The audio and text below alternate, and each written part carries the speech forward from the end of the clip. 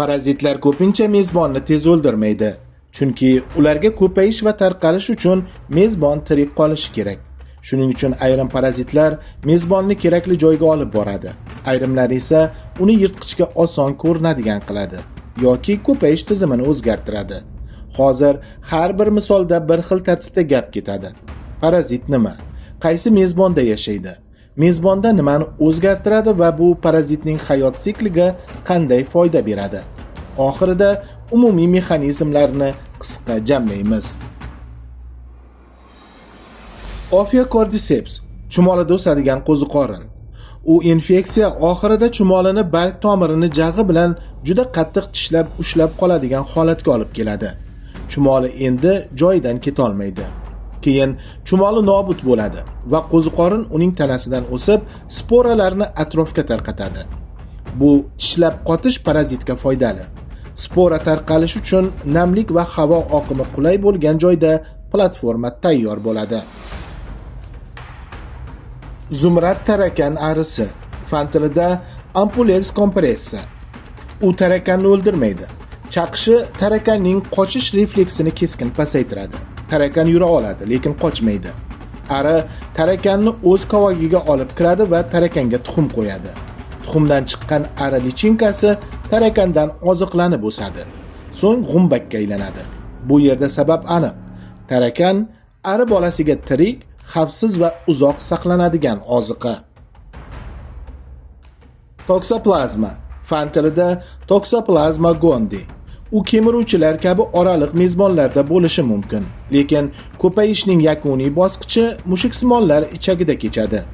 Tajribalarda infeksiyalangan kemiruvchilarda mushuk hidiga tug'ma qo'rquv pasayishi kuzatilgani haqida ilmiy ma'lumotlar bor.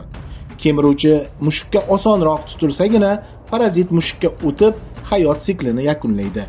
Ya'ni bu o'zgarishning foydasi parazitni yakuniy mezbonga yetkazish. Sochsimon qurtlar, nematomorfa guruhi.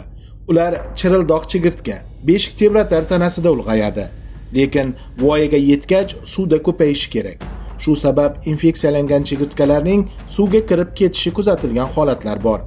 Qurt suvga tushgach mezbondan chiqib ketadi va ko'payish bosqichi suvda davom etadi. Demak, xulqdagi o'zgarish parazitni bevosita ko'payadigan muhitga olib boradi. Nayzasimon jigar qurti, Dicrocelium. Uning hayot siklida chumoli oraliq mezbon. O'txo'r hayvon esa yakuniy mezbon bo'lishi mumkin. Infeksiyalangan chumoli o't poyasiga chiqib, jag'i bilan poyani qisib turadi. Bu uni o't bilan birga yutilishini osonlashtiradi. O'txo'r hayvon ichida parazit voyaga yetib ko'payadi va tuxumlar tashqariga chiqib, sikl davom etadi. Bu yerda maqsad chumolini yakuniy mezbonga olib kirish. Leucochloridium. U chig'anoqli shilliq qurtning ko'z mo'yloviga kirib, rangli va yaltirab turadigan xaltacha hosil qiladi. Bu qush uchun lichinkaga o'xshagan juda aniq nishon bo'lib ko'rinadi. Qush yeb yuborgach, parazit qush ichida voyaga yetadi va tuxumlarini tashqi muhitga chiqaradi. Shilliq qurt yana tuxumni yutib olish bilan sikl qayta boshlanadi. Maqsad qushga o'tish. Sakkulina. U qisqichbaqa ichida ildizga o'xshash tizim hosil qilib oziqlanadi va mezbonning ko'payishini amalda to'xtatishi mumkin. Eng muhim holat, qisqichbaqa parazitning tashqi qopchasini o'z tuxumidek parvarish qilishi kuzatiladi. Parazit uchun bu bevosita foyda. Uning avlodi mezbonning instinkti bilan himoyalanadi. Natijada mezbonning ota-onalik xulqi parazit foydasiga ishlaydi.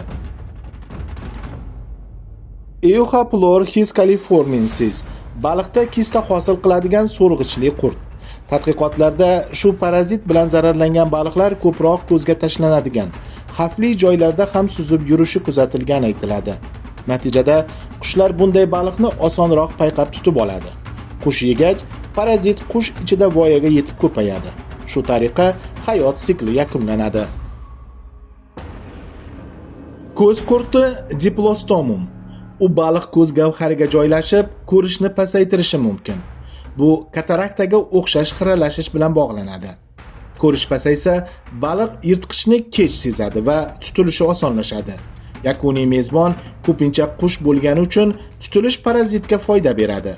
U qushga o'tadi va voyaga yetadi. Bu misolda manipulyatsiya xulqda emas, ko'rish funksiyasida. Schistocephalus solidus, tasmasimon qurt. U tikanli baliqda oraliq bosqichda yashab, yakuniy bosqichni qush ichida o'tashi mumkin. Infeksiyalangan baliqlarda xavfdan qochish pasayishi yoki ochiq joyga ko'proq chiqishi kabi holatlar muhokama qilinadi. Natijada qushga tutilish ehtimoli ortadi va parazit qushga o'tib voyaga yetadi. Bu strategiya yirtqich orqali o'tish zanjirini tezlashtiradi. Ribiroya, amfibiya lichinkalarda uchraydigan so'rg'ichli qurt. U rivojlanish paytida lichinkaning oyoq chiqadigan joylar atrofida joylashib qolsa, oyoqlar noto'g'ri shakllanishi yoki qo'shimcha nuqsonli oyoqlar paydo bo'lishi mumkin. Bunday nuqson harakatni sekinlashtiradi.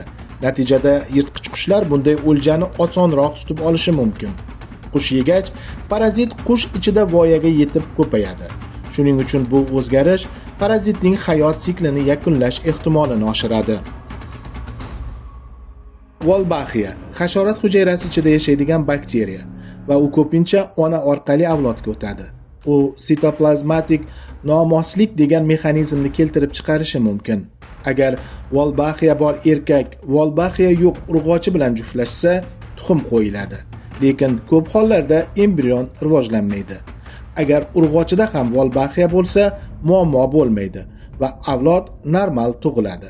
Natijada Wolbachia bor urg'ochilar ko'proq muvaffaqiyatli ko'payadi va bakteriya populyatsiyada tez tarqaladi. Giminoepimix, o'rgimchakda rivojlanadigan parazitoid ari. Ari o'rgimchak tanasiga tuxum qo'yadi. Lichinka o'rgimchakdan oziqlanib ulg'ayadi. Eng qiziq bosqich.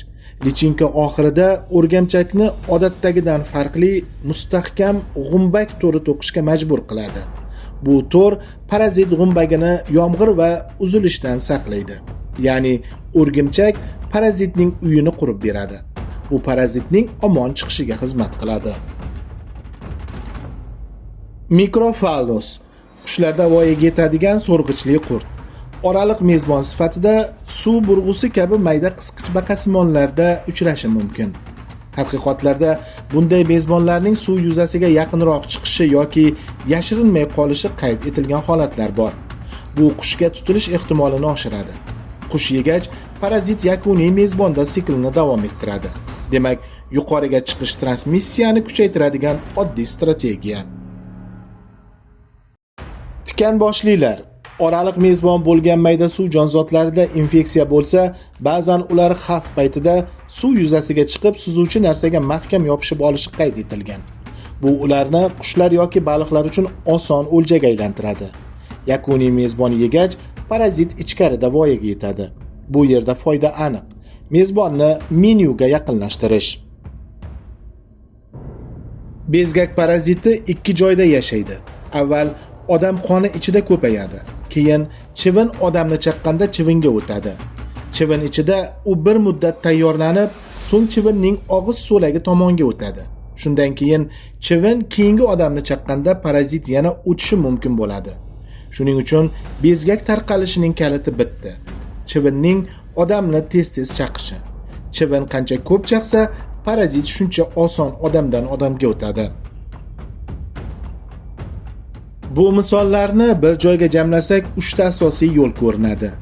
Mezbonni ko'rinadigan qilish, mezbonni kerakli joyga yo'naltirish yoki ko'payish tizimini parazit foydasiga burish. Tashqaridan qaralganda g'alati xulq bo'lib ko'rinsa ham, ichkarida parazitning juda aniq hayot sikli ishlaydi. Agar sizga shunday faktga asoslangan qisqa va tushunarli format yoqsa, videoga like bosing. Kanalga obuna bo'ling va qo'ng'iroqchani yoqing. Yangi videolar chiqqanda darhol xabar keladi. Qo'shimcha materiallar va kengaytirilgan izohlar faqat Telegram kanalimizda.